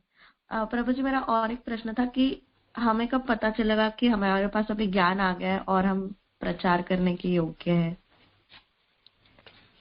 ज्ञान आ गया और प्रचार करने के योग्य, थोड़ा सा भी पता हो ना, तो सबको शुरू कर दो कि भगवान का नाम लो। फिर वो पूछेंगे क्यों ले, क्योंकि हम आत्मा है, आत्मा है तो फिर आगे बताओ। ऐसे ऐसे पता चल आपको खुद, जब आप करने की इच्छा करोगे ना, तो कृष्णा हृदय से आपको प्रेरणा देंगे, आप करो। ठीक है ना, कृष्णा ही आपको प्रेरणा देंगे, डोंट वरी अबाउट इट। आप बस करने की इच्छा बना लो, कृष्णा बुद्धि भी दे देंगे, सब कुछ दे देंगे। जी प्रभु जी, जब जैसे आप करते हो तो ना सामने वाले के वो जाता है, वो मतलब हाँ ऐसा लगता है कि नहीं करना चाहिए, लेकिन जब हम करते हैं तो इतनी इंटेंसिटी नहीं रहती है उसमें। तो तो इस इसमें बहुत इंटेंसिटी। सारे रीजन है, इसमें बहुत सारे रीजन है। आप धीरे धीरे करने लगोगे तो लोगों में जाने लगेगा, जी और धीरे धीरे होता है। कोई बच्चा पहले दिन में तो पहले दिन में तो पास हो नहीं जाता, पूरा साल पढ़ाई करता है, अंत में जाके रिजल्ट आता है, फिर वो पास होता है। समय तो लगता ही है हर चीज में, कोई भी कार्य करोगे समय तो लगेगा ही, और लगना भी जी चाहिए। क्योंकि समय नहीं लगेगा और जल्दी मिल जाएगा तो आपको वैल्यू क्या रहेगा, तो समय लगना भी चाहिए। जी प्रभु हम्म। जी। हरे कृष्णा, दंडवत प्रणाम, थैंक यू। प्रभु जी, जैसे भी माता जी ने पूछा तो ये इसी से थोड़ा सा मेरा भी है। प्रभु, जैसे हिल स्टेशन है, जैसे केदारनाथ है, बद्रीनाथ है, वहां पर भी जो ये पंडित लोग होते हैं, ये सब मतलब नॉन वेज भी खाते हैं, ऑनियन गार्लिक भी। और जब हम उज्जैन गए थे तो वहां पर तो सुबह 6 बजते ही मतलब ऑनियन गार्लिक के बिना कुछ मिलता ही नहीं, इतनी स्मेल, जबकि शिव जी तो परम वैष्णव है। तो फिर प्रभु जी को कैसे समझे? इनको ऐसे समझो कि वो वहां पे रह रहे हैं और इतने समय से रह रहे हैं और रहते जा रहे हैं, तो भगवान को प्रॉब्लम नहीं है, आपको प्रॉब्लम नहीं होना चाहिए। वो भी उनको अभी यहाँ पे शिव जी अपने साथ लगा के थोड़ा धक्के वक्के खिला के उनको शुद्ध कर देंगे, don't worry about it.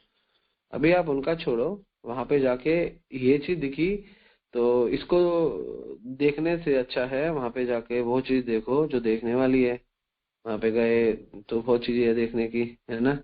Mahakaleshwar को देखो, उनकी महिमा को देखो, गुरु महाराज का संग देखो, भक्तों के साथ कथा देखो, ये चीजें देखो। आपको अपनी दृष्टि, क्योंकि आप कलयुग में रहते हो, है ना। कलयुग में भी आप ऐसा कह सकते हो कि वृंदावन यूपी में है, लेकिन आप दूसरे एंगल से देखो तो वृंदावन तो दिव्य है, और यूपी का क्या भाग होगा, पूरा विश्व वृंदावन भगवान से निरूपित हुआ है। तो केवल भगवान बोलते हैं यो में पश्यति सर्वत्र, इसलिए अगर आप गीता के अनुसार देखना शुरू करोगे तो आपको जगत अलग दिखेगा।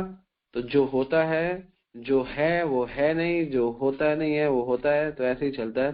तो इसीलिए हमें लगता है ये मेरा है, वो मेरा है, फलाना मेरा है, लेकिन वास्तव में अगर ढंग से देखे तो शरीर भी मेरा नहीं है। तो इसीलिए भगवान बोलता है यो में पश्यति सर्वत्र सर्वचैव पश्यति तस्याहं न प्रेष्यामि सच न में न प्रणश्यति। जो मुझे सब जगह देखता है, सब कुछ मुझ में देखता है, उसके लिए मैं कभी भी अदृश्य नहीं होता हूँ, और वो भी मेरे लिए कभी अदृश्य नहीं होता है। तो भगवान को देखने के लिए कला चाहिए, और सब कुछ सही देखने के लिए भी कला चाहिए। तो ये दोनों चीजें साथ चलती है। सब कुछ गलत होते हुए भी सही देखना, ये तो भक्त है। तो इसलिए कैसे देख सकते हो, जब वो उज्जैन में रह रहे हैं इतने सालों से, जब शिव जी को प्रॉब्लम नहीं है तो मुझे क्या प्रॉब्लम होगी भाई, लीव इट। जब मैं शुरू में जगन्नाथपुरी गया, आज से लगभग 8-10 साल पहले, तो मैंने देखा जगन्नाथपुरी में बहुत नॉनवेज था, जहाँ पे समुद्र था उसके पास बहुत बदबू थी। तो मैंने कई बार पूछा, तो मैंने ये क्वेश्चन ऑलमोस्ट लोकनाथ महाराज से पूछ लिया था, लेकिन उनके एसोसिएट से पूछा था। महाराज थोड़ा इधर उधर थे, महाराज से तो मैंने ये प्रश्न पूछा था कि यहाँ राधा रानी कहाँ है। महाराज ने मुझे घूर के देखा समहाउ मैंने फिर महाराज को बोला, महाराज मैंने कुछ गलत तो नहीं पूछा आपसे। महाराज no no no, Radha Rani है ना महाप्रभु उनके हृदय में। तो तब ऐसा करके मेरे को और बताया उन्होंने, सुंदर था। तो मैं दूसरा क्वेश्चन पूछने ही वाला था, लेकिन मेरी हिम्मत नहीं हुई, क्योंकि पहले क्वेश्चन में मेरे को लगा कि लोकनाथ स्वामी महाराज को थोड़ा बुरा लग गया। तो मैंने उनके अनुयायी से पूछा, ये जो आपने, कि हम पुरी में आते हैं, तो पुरी में आते हैं 8-10 साल पहले की बात है, कि इतना नॉनवेज है तो भगवान ने यहाँ पे क्यों नहीं किया। तो उनके एसोसिएट्स ने मुझे बड़ा सुंदर आंसर दिया, अरे जब जगन्नाथ जी को प्रॉब्लम नहीं है तुमको क्यों प्रॉब्लम होता है। क्योंकि वो उड़िया था तो उनको हिंदी ऐसे ही बोल रहा था, कह रहे जब उनको प्रॉब्लम नहीं है तुमको क्या प्रॉब्लम है। तो मुझे समझ में आ गया कई चीजों में घुसना ही नहीं चाहिए। ये भगवान की दिव्य चीजें है, भगवान दिव्य तरीके से शूट कर रहे हैं, इसको मैनेज कर रहे हैं, तो भगवान को ही करना है। तो क्यों है ऐसा, क्यों है वैसा, क्यों है, leave it up to Krishna. जब कृष्ण थे तब भी कंस था, जब राम जी थे तब भी रावण था। तो जब भी सही गलत होता ही है, ठीक है ना। राम जी को भी, राम जी के राज्य में ही एक धोबी ने कुछ गलत बोला जब सीता मैया को छोड़ा, तो उनके राज्य में भी उस समय लोगों के मन में द्वेष तो होगा ही, या भगवान ने दिया होगा किसी के हृदय में। तो ये चलता रहता है, इसमें हमें फोकस नहीं होना। हमें क्या चीज लेनी है ना, वो हमारे लिए बहुत इंपॉर्टेंट है। पहले तो फिक्स हो जाओ कि कृष्ण भगवान है, अब दूसरा फिक्स हो जाओ उनको प्राप्त करना है। तीसरा फिक्स हो जाओ जो बेकार की चीजें उनको नहीं लेना। चौथा फिक्स हो जाओ अब जो करने वाला है वो करेंगे। और पांचवा फिक्स हो जाओ कि यही दी बेस्ट है, भक्तों की सेवा, भगवान की सेवा करनी है। ये 4-5 चीजें मोटी मोटी डाल लो, बस हो गया आपका कल्याण। वो ऐसा है, वो ऐसा है, उसमें इतना पढ़ना नहीं चाहिए, कैसा भी है हमें क्या फर्क पड़ रहा है। ठीक है, और कोई प्रश्न है तो ले सकते हैं। हाँ, प्रभु जी बहुत अच्छा समझाया आपने। प्रभु जी हम तो मतलब थोड़ा सा मन में आता है क्योंकि क्लासेस सुनते हैं और आप हमें समझाते हो, तो पर प्रभु जी जैसे हमसे कोई पूछता है तो हम थोड़ा, हमें होना, हम आंसर नहीं दे पाते ना। तो और एक प्रभु जी एक क्वेश्चन और था, उसका भी आंसर मतलब मैं दे नहीं पाई थी, अटपटा सा क्वेश्चन है, मतलब आपसे पूछ लूं क्योंकि आपने ये वाला ऐसा बताया, जैसे आपने कहा ना मैं पूछ नहीं पाया, तो मेरा नहीं नहीं, क्वेश्चन भी उनको ऐसा है उनको कि मैं बोलो, उनको बोलो आपके घर में आपका बेटा शराबी है और आप सही हो, तो आप बेटे को निकाल दोगे क्या घर से? क्या करोगे, निकालोगे नहीं निकालोगे? नहीं निकालोगे ना, है तो आपका ही ना। सेम भगवान के साथ है। ठीक है। हाँ, और दूसरा क्या प्रश्न है आपका?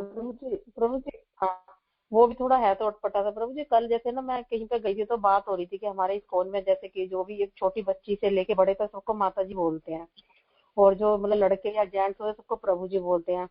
तो उन्हें ना ये भी पता थी कि इस्कॉन में ना मोस्टली कोशिश यही करते हैं कि डिवोटी की शादी डिवोटी से ही हो जाए। तो कहने लगे कि तुम्हारे इस्कॉन में तो बहुत बढ़िया सिस्टम है, पहले उसे माता जी बोलते हैं और फिर उसे शादी कर लेते हैं। तो मैं तो बिल्कुल निरुत्तर हो गई, मुझे कुछ नहीं समझ आया कि मैं क्या बोलूं। प्रभु जी ऐसे लोगों को फिर क्या बोलना चाहिए? हरे कृष्णा प्रभु जी, दंडवत करना है। देखो, हमारे इस कॉल में ना सब चीज ज्ञान के स्तर पर होता है। एक साधारण भाषा में हर स्त्री को माँ बोलना चाहिए, लेकिन असाधारणीय भी तो बातें होती है ना। अब किसी से आपकी शादी हो रही है तो उसको माता क्यों बोलोगे आप? उनको बोलो जब तक कोई, ये तो और प्योरिटी है हमारे अंदर। ये प्योरिटी क्या है? ये तो गलत नहीं है, तो और सही है, ये और सही है। हमें जब तक पता नहीं चलता ये स्त्री से हमारा कोई संबंध है, तब तक माँ के समान है। जैसे ही पता चलता है तो हम उस संबंध के समान चलते हैं। जैसे राजीव गोस्वामी बोलते हैं, सबका भगवान से संबंध क्या है? सबका भगवान से संबंध है। क्या संबंध है? क्या संबंध है? भगवान का, सब भगवान के दास है। लेकिन जीव गोस्वामी बोलते हैं सबका दासत्व संबंध है, लेकिन जैसा पानी डालोगे पौधे में, वात्सल्य का और आपका माधुर्य का, साख्य का, दास्य का, या कोई भी पानी डालोगे तो वैसा वैसा पौधे का शेप हो जाएगा। तो सिमिलरली हर स्त्री से माता का संबंध है। वो स्त्री अगर आपकी पत्नी हो गई तो फिर भी बाकियों के लिए तो माता ही है ना, है ना। तो उसको, उसका वो जो जो डेजिग्नेशन उसको पहले दी गई थी माता, वो तो खत्म हुई नहीं, आपके लिए खत्म हो गई, क्योंकि आपने उससे विवाह कर लिया। तो ये उसका सही जवाब है। तो हर चीज का सब भगवान के दास है, लेकिन फिर भी भगवान का कोई प्रेमी है, कोई भगवान का साक्षी है, कोई भगवान का वात्सल्य में है सब प्रेमी तो है, तो सब भगवान के ही ना। तो हो तो सारी माताएं ही, कोई पुरुष थोड़ा बन गए तो ऐसे उनको समझा सकते हो, ठीक है। बेसिक इंस्टेंट तो रहेगा ही ना। जब तक किसी से कोई संबंध नहीं है, आगे जाके संबंध होते तो क्या करे, पता थोड़ा ना तो संबंध हो जाएगा। क्या पता मिले भी हो ना मिले हो, उसमें क्या। एक बार गलती से माता बोल दिया तो गलती से एक बात बताओ, गलती से भी कई बार कोई व्यक्ति अपने से छोटे के पैर भी छू लेता है। जब सबके छू रहा होता, अरे तेरे भी छू लिया, अरे गलती, तो क्या हो गया, वो पापी हो गया। अब उसको पैर छूने का हक खत्म हो गया, हो गई गलत, हो जाता है, जीवन में चलता रहता है। जब सही हो गया तो सही कर लेंगे। तो जब तक कुछ नहीं है तब तक स्टैंडर्ड फॉलो करेंगे। जब हम परिपक्व हो जाएंगे तो बढ़िया स्टैंडर्ड फॉलो करेंगे। तो ये भी एक स्टैंडर्ड है जो आप लोगों को नहीं दिखता, क्योंकि आप लोगों की चमड़े की आंखें है और गंदी आंखें है, गंदी सोच है, गंदे विचार है, ऐसा है, ठीक है ना। हरे कृष्ण प्रभु जी, दंड प्रणाम। धन्यवाद प्रणाम। हम लोग जैसे जो तिलक धारण करते हैं ऊर्ध्वपुंड, तो ये भगवान के चरण और तुलसी है। तो एक ऐसे ही सन की वो पूछते हैं कि अब आप लोग तो कहते हो कि भगवान के चरण हैं, तो ये तो भगवान के मस्तक पे भी होते हैं, तो भगवान किसके चरण धारण करते हैं? भगवान कहते हैं अहम अग्री रेणु भी, मैं अपने भक्तों के चरण धारण करता हूँ, उनको बोलो आप। भगवान बोलते हैं निरपेक्षम मुनि शांतम निर्वैरम समदर्शिना अनुव्रजा में हम नित्यम पुत्य भी अग्री रेणु भी, पुत्य अग्री रेणु भी। कि मैं अपने भक्तों के पीछे चलता हूँ और उनके चरणों को मैं धारण करता हूँ। और किन किन भक्तों के? निरपेक्षम मुनि शांतम निर्वैरम समदर्शिनम, जो मेरे भक्त समदर्शी है, निर्वैरी है, प्रेमी है, मैं उनके पीछे चलता हूँ, उनके करता हूँ, ठीक है जी प्रभु जी, बिल्कुल एग्जैक्टली यही आंसर दिया था। मैं इसे बस क्लैरिफाई करना चाह रही थी कि मैंने गलत तो नहीं बोला। थैंक यू प्रभु जी, सही बोला। हाँ जी प्रभु जी, मेरा एक प्रश्न है कि मेरे एक रिलेटिव हैं, उन्होंने पूछा था कि जैसे 2 कजन सिस्टर्स हैं तो और उनके बच्चों का आपस में विवाह हो सकता है क्या? क्या शास्त्र इसको परमिशन देते? हरे कृष्णा प्रभु जी। बिल्कुल हो सकता है, क्यों नहीं हो सकता, हो सकता है। जो ये सुभद्रा है, सुभद्रा का विवाह हुआ अर्जुन के साथ, है ना। तो सुभद्रा कौन थी? सुभद्रा किसकी बहन थी? भगवान कृष्ण की। तो इनमें मामा बुआ का रिलेशन ही तो था, तो हुआ नहीं है विवाह, शास्त्र में ही हुआ। तो और दूसरा 7 प्रकार के विवाह होते हैं, उसमें इसको गंधर्व विवाह में भी गिना जाता है। रिलेशन वैसे गंधर्व विवाह 2 तरीके के होते हैं, एक होते हैं लव मैरिज और एक होती है कि रिलीजन, अपने ही रिलेशन में शादी, और वो भी ज्यादा दूर ना हो, बहुत दूर की नहीं है। और 2 कजन सिस्टर्स में तो हो सकता है, वो अलग घर चली गई, वो अलग घर चली गई, तो आगे तो हो सकता है, इसमें क्या प्रॉब्लम है। कई लोग नहीं करते, जो ज्यादा, कई लोग तो 2 पीढ़ी 3 पीढ़ी देखते हैं, है ना। माँ की पीढ़ी नहीं होनी चाहिए, बेटी की पीढ़ी नहीं होनी चाहिए। ओके, हो सकता है, बिल्कुल हो थैंक सकता यू प्रभु, थैंक यू प्रभु जी, दंडवत प्रणाम। हरे कृष्णा। प्रभु जी दंड प्रणाम। वो स्वाम्भु मनु का भी मैंने पढ़ा था, तो मैंने भी महाराज से ऐसे पूछा था, स्वाम्भु मनु किससे, मतलब वो दामाद होते हैं, पता नहीं उनके वो कौन थे ससुर, याद नहीं। तो उनके जब बच्चे होते हैं तो अपने वो ससुर को दे देते हैं लड़की, और लड़का खुद रख लेते हैं, और फिर उन दोनों बहन भाई की शादी हो जाती है। जो सृष्टि के पहले मनु शत्रु पाए वो ब्रह्मा जी के तो पुत्र और पुत्री है, उनका विवाह नहीं हुआ क्या? सृष्टि चलेगी कैसे? आप सब, अगर आप बहुत 50 100 200 पीढ़ियां आगे जाओगे तो आप सब भी सब भाई बहन ही हो, सब भगवान के अंश भी है। तो 1-2 पीढ़ी का देख लो, बहुत क्लोज में मत करो, मुस्लिम्स की तरह नहीं करो कि अपनी बहन अपने परिवार में मत करो, आप अपने चाचा की लड़की के साथ अपने इतने क्लोज में मत करो। आगे 2 बहनें आगे घर में चलेगी तो कोई फर्क नहीं पड़ता। लेकिन कई लोग इसका भी ध्यान रखते हैं, कई लोग, कई कम्युनिटी ऐसी है जो विवाह करती है। अगर आप जाटों में जाओ तो वो तो क्या करते हैं, जाट गुजर में तो ऐसा चलता है कि वो अपनी माँ को भी देखते हैं, अपनी बहन का भी देखते हैं, पता नहीं अपने उसका 4 पीढ़ी बाद में करते हैं।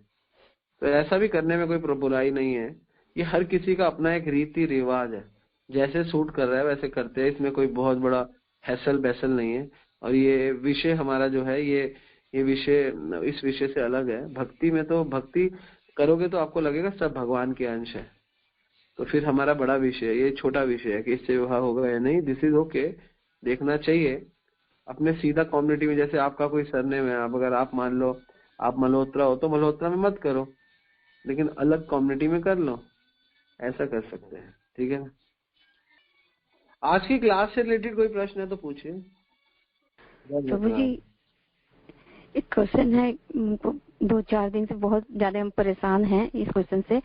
गीता गार्डन में एक प्रभु जी आए थे, महाराज थे, वो भागवत कर रहे थे, तो भागवत सुनने हम लोग गए थे, तो वो भागवत कर रहे थे, फिर बीच में बोले कि मतलब कि हमें पहले देख लेना चाहिए कि हमारे जो मतलब जो पंडित है वही पंडित को ही पंडित का काम करने दो, तुम लोग आप लोग ना करिए। और जैसे ये देख लीजिए कि आपके कुल में किस देवी देवता का पूजा हो रहा है, आप उनका पूजा करिए, उनको लेकर के आगे बढ़िए। ये मेरे समझ में नहीं आया प्रभु जी। ये सब ऐसे ही चलता रहता है, इनको फॉलो मत कीजिए। किसी देवी देवताओं को भगवान भगवत गीता में बोल रहे हैं, अनन्य सिंचंतो माम ये जन आपके पास थे तेषाम नित्य विघ्नानाम योग क्षेम महामयम्। जब तक आपका भगवान में पूरा फेथ नहीं है तब तक आप देवी देवताओं की भक्ति करोगे, आपको कोई रोक भी नहीं सकता। लेकिन अगर भगवान पे आपको पूरा फेथ है तो आप कृष्ण की भक्ति ही करोगे। भगवान भगवत गीता में बोल रहे हैं, ये अन्य देवता भक्त है, जो अन्य देवताओं की भक्ति करते हैं, यान्ति श्रद्धा यान्विता, और श्रद्धा से उनकी भक्ति करते हैं। ऐसा नहीं है कि श्रद्धा नहीं है। ते अपि माम कौन्तेय, हे कौन्तेय यजंती अविधि पूर्वकम, उनकी विधि पूरी नहीं है, गीता ये बोलती है। तो हम गीता को फॉलो करें और पंडित जी को फॉलो करें, और पंडित जी खुद गीता को फॉलो नहीं करते, आपको क्या समझाएंगे? इसलिए भगवान गीता में ही बोल रहे हैं, अनन्य मेरी भक्ति। आप इस्कॉन के बाहर ज्यादा मत सुना करो, आप भ्रमित हो जाओगे इन्हीं बाबा बापू पे। एक्चुअली सनातन धर्म कमजोर कैसे हुआ और सनातन धर्म खत्म कैसे हो रहा है? क्योंकि सनातन धर्म की सनातन शिक्षा प्रणाली को तोड़ा जा रहा है। प्रभुपाद जी ने भगवत गीता लिखा यथारूप, जैसे है वैसे। मायावादी कहते तुम सब जगह कृष्ण क्यों डाल रहे हो गीता में, जहाँ पे परमात्मा लिखा है वहां पे भी कृष्ण क्यों डाल रहे हो? तो कहते हैं तुम्हारी दृष्टि में, प्रभुपाद जी कहते परमात्मा कृष्ण अलग, हमारी दृष्टि में एक है। और अंत में इसका जो प्रशिक्षण, इसका जो प्रूफ दे दिया वो दे दिया संजय ने, यत्र योगेश्वर कृष्ण यत्र पार्थ धनुधर तत्र श्री विजय। जहाँ भगवान है, भगवान के भक्त अर्जुन है, वहीं पे विजय होगी। तो भगवान बोल दिया, वहां पे थोड़ा बोला यत्र परमात्मा यत्र आत्मा, आत्मा परमात्मा हटा दिया, वहां पे कृष्ण अर्जुन बोल दिया। और भगवान जब स्वयं गीता बोल रहे हैं और गीता में बोल रहे हैं मत परंतर नान्य, मुझसे बढ़कर कोई नहीं है, सर्वस्य चाह हृदय से, सबके हृदय में मैं हूँ। और भगवान ममे वांशो जीव लोग, सब मेरे अंश है। हम सर्वस्व प्रभु, मैं ही जगत का सर्वस्व प्रभु, भोक्ता राम यत्तस्सा, मैं ही भोक्ता राम हूँ। तो भगवान ने तो कम से कम मन मना भव मत भक्तो सर्वधर्मान परित्यज्य माम एकम मेरी शरण में आओ। तो भगवान ने तो भगवत गीता में 50-100 श्लोकों में बातें बोल दी, 700 में से। फिर भी आपको यकीन नहीं है तो फिर आपकी मर्जी है, आपने जो करना है करो। तो देवताओं की भक्ति, देवताओं की पूजा पाठ करना बुरा नहीं है, लेकिन जैसे जैसे आपका शुद्धिकरण होता रहेगा, हम ये नहीं कहते मत करो, तब तक करते रहो जब तक आपको पूरी गीता भागवत पे, आचार्यों पे और शास्त्रों पे भरोसा नहीं है, तब तक करते रहो। छोड़ क्यों रहे हो? हम तो ना कह रहे छोड़ो, लेकिन आपको अगर पूरा आप गीता भागवत सुन रहे हो, रोज आ रहे हो, उसके बाद एक आप ये सुन रहे हो कि जो आपके इष्ट, जो भी आपके देवी देवता है उनकी पूजा करो, फिर क्या आप करोगे? वो आपको भगवत धाम नहीं ले, उनकी एक ड्यूटी है, वो आपको भगवान तक ले आएंगे। वो कर चुके हैं काम, आपको भगवान तक लेगा, आपकी मर्जी है। शिव जी बोलते हैं आराध्या नाम अभी सर्वेशा विष्णु आराधना परम। सारी आराधनाओं में भगवान की आराधना ही परम है। ब्रह्मा जी कहते हैं ईश्वरम परम कृष्ण सच्चिदानंद विग्रहनादिरादिर गोविंद सर्व कारण कारणम, के गोविंद ही सब कारणों के कारण है। जब ब्रह्मा शिव जी जैसे बड़े बड़े महान लोग ये बात बोल रहे हैं तो आपको फॉलो करना चाहिए। ठीक है, हरे कृष्णा। हरे कृष्ण प्रभु जी, दंडवत प्रणाम। कह रही थी प्रभु जी, एक निष्काम भाव और सकाम भाव, ये क्या है प्रभु जी? मैं भगवत गीता पढ़ती हूँ तो मुझे थोड़ा सा वो मतलब समझ में नहीं आता, तो फिर निष्काम भाव बड़ा सरल भाव है और सकाम भाव बहुत कठिन भाव है। सकाम भाव में होता है, सकाम भक्ति होती है, आप भगवान को भक्ति करते हो और मांगते रहते हो। निष्काम भक्ति करते हो तो जो मिलता है उसमें संतुष्ट रहते हो। ठीक है ना, भगवान तो को देते ही है। संतुष्टि, निष्काम में संतुष्टि ऐड हो जाती है, सकाम में संतुष्टि ऐड नहीं होती। चलता रहता है, चलता रहता है, चलता रहता है। जब आपके भक्ति के अंदर संतुष्टि का घोल मिलने लगे तो निष्काम भक्ति होने लग जाती है। ठीक है, हरे कृष्णा। हरे कृष्णा प्रभु जी, दंडवत प्रणाम। मेरा और एक सवाल था। इससे महाराष्ट्र में ना तुळजापुर भवानी का मंदिर है, वहां पे बलि की प्रथा चलती है। तो वहां पे जो कोई फैमिलीज आते हैं वो बलि देते हैं, और वहाँ के पंडित भी सबको ये बताते कि घर में सुख शांति वगैरह चाहिए तो बलि देनी चाहिए। और तो प्रभु जी इस चीज को कैसे देखें कि इसमें भी भगवान की दिव्यता को, जैसे माँ तुझा भवानी की दिव्यता को रहने दे कि वो उनका है, तो वो अपने तरीके से एक्चुअली बलि की जो प्रथा है ना, ये प्रथा वेदों में, शास्त्रों में दी गई है। ये किसी कारणवश दी गई है। जो व्यक्ति बहुत ज्यादा तमोगुणी होते हैं ना, जिनको मांस खाने की आदत है, मां सह, मां मतलब मैं, सह मतलब तू, इस बार तू मुझे खा, अगली बार मैं तुझे खाऊंगा, तो बलि देने का ये फल होता है कि आप इस बार उनको बलि करके, किसी को भी बलि करके, अगली बार आपकी बलि होगी, पक्की बात है। तो ये बलि का फल है और ये पूरा वेदों में लिखा हुआ है। अगर आप करना चाहते हो तो ठीक है। जैसे शराबी को ये पता है कि शराब पीने से वो उसका लीवर खराब होगा, लेकिन फिर भी पीता है, इसलिए बलि करने वाले को भी ये पता होना चाहिए। और पता भी होता है शायद जो थोड़ा वैदिक अनुष्ठान करते हैं कि आज ये मुझे काट रहा है, कल मैं इसे काटूंगा। माँ सहा, माँ मतलब मैं, स मतलब तू, ये माँ से वहीं से आया, मैं और तू, हम दोनों एक दूसरे के काटे पुटी करेंगे। तो हो सकता है आप जिसको आज आप काट रहे हो उसने पहले आपको काटा था, तो उसका फल है। तो इसलिए कोई बलि देने वाला भी अगर कृष्ण भक्ति को करने शुरू कर देता है तो उसके सारे कर्म और ये समाप्त हो जाते हैं। इसीलिए भगवान ने बलि प्रथा को खत्म करने के लिए ही महात्मा बुद्ध का अवतार हुआ था। महात्मा बुद्ध का अवतार यही इसलिए हुआ था कि बलि प्रथा को समाप्त करना था। ये प्रथा जो चल रही थी, तो महात्मा बुद्ध आए, महात्मा बुद्ध ने बोला शून्यवाद, क्योंकि वेदों में से कई चीजें गलत पकड़ ली, तो उन्होंने बोला वेदों को छोड़ो। बलि प्रथा खत्म करने के लिए महात्मा बुद्ध का जो अवतार हुआ था, ये मेन उद्देश्य है। वेदों में से गलत चीजें हो रही थी तो महात्मा बुद्ध है, उन्होंने सब कुछ शून्य कर दिया कि वेदों को मानो मत, शून्य हो जाओ। फिर उसके बाद शंकराचार्य आए, उन्होंने अद्वैतवाद, सब एक है। फिर उसके बाद माधवाचार्य, अन्य आचार्य है, फिर माधवाचार्य है। फिर उसके बाद उन्होंने बोला एक नहीं दो है। फिर उसके चैतन्य महाप्रभु है, उन्होंने एक दो नहीं है, अचिंत्य भेदा भेद है। फिर ऐसे ही पूरी फिलॉसफी चली है। ठीक है ना, वेद थे पहले से ही, वेदों में से ये कुछ ऐसी चीजें थी जिसकी वजह से बुद्ध को आके शून्य करना पड़ा। फिर शून्य से एक हुआ, एक से दो हुए, दो से फिर चैतन्य महाप्रभु ने आके अनंत किए। ठीक है, हरे कृष्ण। जी प्रभु जी, तो प्रभु जी जैसे ऐसे फैमिलीज को हम समझाए कि नहीं ये गलत है, तो बोलते कि नहीं हम ये बंद नहीं कर सकते, नहीं तो भवानी जी नाराज, तुझा भवानी नाराज हो जाएगी, तो और हम पे संकट आएंगे। तो फिर ऐसे लोगों को कैसे समझाए या फिर क्या करें? ऐसे लोगों को, उनको भंग करने के लिए मत बोलो, उनको बोलो आप भगवान ये कर रहे हो, जो आपकी मर्जी है करो, आप 2 माला करो। जब आप माला, वो भाई ये चेक करो रेगुलर माला कर रहे हैं, अगर वो माला करेंगे ठीक हो जाएंगे। ठीक है जी प्रभु, थैंक यू। हरे कृष्णा, दंडवत प्रणाम। हरे कृष्ण, दंडवत प्रणाम। हरे कृष्णा, दंडवत प्रणाम प्रभु जी। प्रभु जी मेरा प्रश्न ये, जैसे कोई मांस खाता है या फिर मदिरा लेता है, जिसको हम जाके बोलते हैं कि भाई ऐसे करो, तो कहते हैं कि इन चीजों से क्या होता है? अगर आप भगवान का नाम ले रहे हो, उनसे आप अच्छे कर्म करो, दूसरों के लिए बुरा मत सोचो, दूसरों के लिए सही रहो, अगर आपके पास कुछ भी हेल्प करने के लिए उसके हेल्प करो, ये खाली आप समय व्यर्थ करते हो, तो इसमें क्या अर्थ है? दूसरे के प्रति अपनी भावनाओं को अच्छा करो। तो ऐसे वो जो कि मांस भी खाते हैं, जो दूसरे जो बंदे उनको हम समझाते हैं, वो हर चीज का मतलब जैसे नशा वशा, लेकिन वो अपने आप को स्वयं बहुत ही अच्छा समझते हैं कि हम अच्छे कर्म कर रहे हैं, हम किसी को दुख नहीं देते। उनको किस तरीके से समझाना चाहिए हमें? उनको कुछ मत समझाओ, उनको बोलो हरिनाम करें। जब कुछ समझ में ना आए, किसी को समझा नहीं पा रहे हो, उसको बोलो चलो तुम्हारी बात ठीक है, तुम भगवान का नाम लो, भगवान अपने आप समझा देंगे। आपको इस जगत में ना ज्यादा लोगों को समझाना नहीं है, एक्चुअली सारे लोग समझाने में लगे हुए। समझाओ तब जब पहले खुद समझ में आ जाए सब कुछ, तब तो कोई समझ में आएगा। सब लोगों का हरिनाम बोलो, भगवान समझाएंगे उनको ढंग से। अगर वो इतने ही गिरे हुए, वो नाम भी नहीं ले रहे, तो प्रसाद खिलाओ। अगर वो प्रसाद भी नहीं खा पा रहे, इतने पतित है, तो उनके लिए प्रार्थना करो। अगर आपसे प्रार्थना भी नहीं होती तो उनको छोड़ दो। प्रोसेस ये है, सबसे पहले उनको भगवान से जोड़ने का प्रयास करो। नहीं जुड़ रहे तो उनके लिए प्रार्थना करो। प्रार्थना अगर ग्रहण कर रहे हैं तो उनको प्रसाद दो। प्रसाद ग्रहण कर रहे हैं तो नाम दो। नाम ग्रहण कर रहे हैं तो उनको ज्ञान दो। सीधा ज्ञान दोगे, बाबा रे बाबा, चारों सीरीज छोड़ के तो कैसे लेगा अगला बंदा? तो बहुत ही पतित है, समझ गए आप?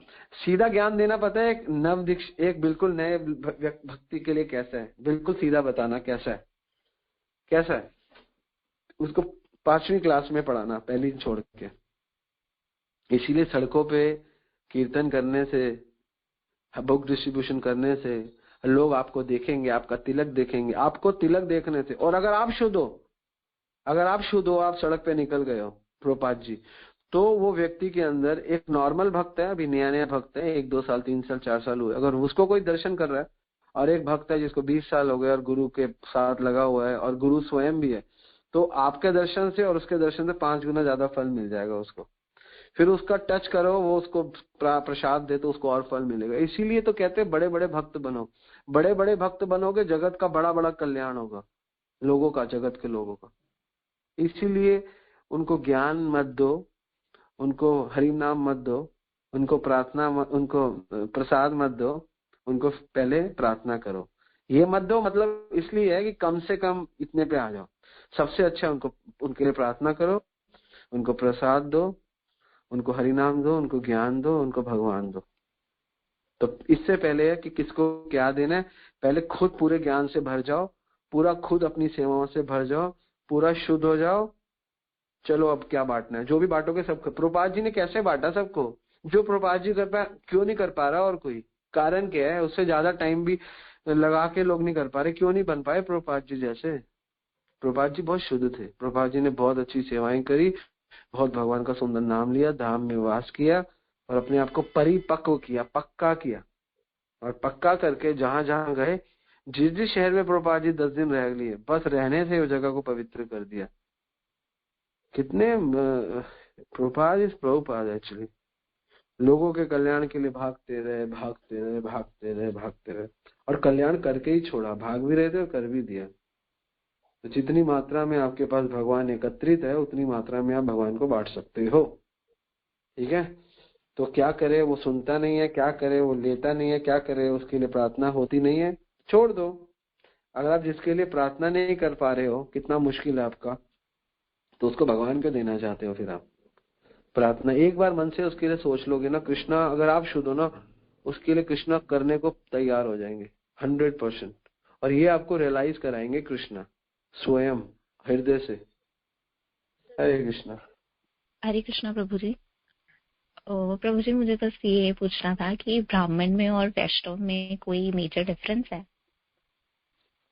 एक्चुअली ब्राह्मण एक क्या कहते हैं, एक नॉर्मल भाषा में ब्राह्मण बोल दिया जाता है, सब ब्राह्मण है। लेकिन टेक्निकल भाषा में अगर थोड़ा डीप जाएंगे तो ब्राह्मण में कई द्विज होते हैं, कई विप्र होते हैं और कई लोग वैष्णव होते हैं।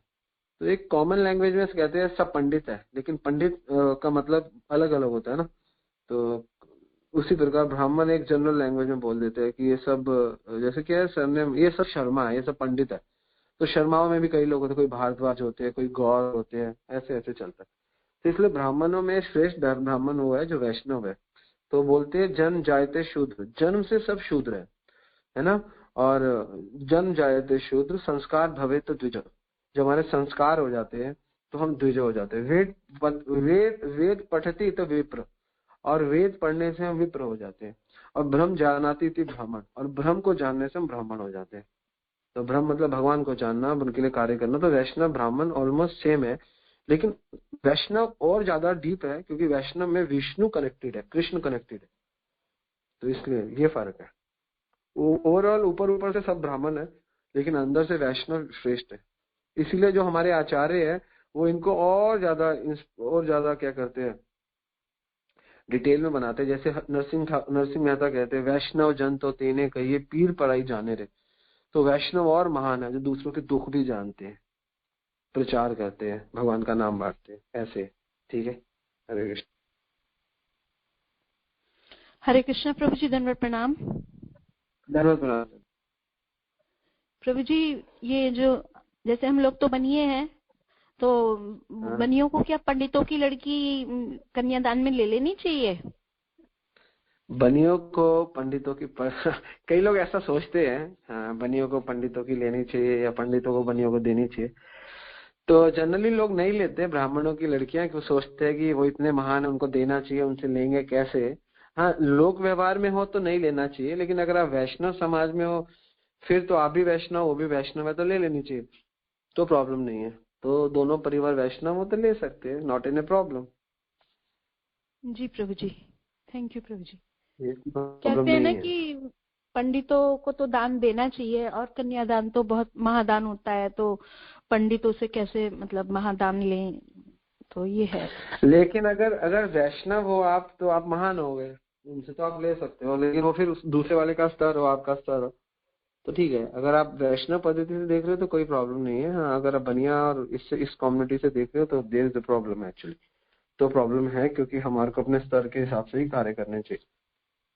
और मैं तो कहता हूँ कि ज्यादातर लोगों को अपनी कम्युनिटी में शादी करनी चाहिए जिसमें उनकी अपब्रिंगिंग हुई है। बनिया को बनियों में, पंजाबी को पंजाबी में, राजपूत को राजपूत में। उससे फायदा क्या होता है? उससे फायदा ये होता है काफी हमारे जो रीति रिवाज होते हैं सेम होते हैं, क्योंकि हमने रहना तो समाज में ही है। कोई, हाँ, अगर आप अपना वैष्णव समाज बना रहे हो, आप अगर वर्ण आश्रम सिस्टम, तो ये चीजें मैटर नहीं करती। लेकिन अगर आप उसी समाज में रह रहे हो तो ये चीजें मैटर करती है। जी प्रभु जी, थैंक यू प्रभु जी। हरे कृष्णा, दंडवत प्रणाम। हरे कृष्णा। कोई और प्रश्न है तो ले सकते हैं, अदरवाइज वाइंड अप करते हैं क्लास को। ओके, हरे कृष्णा।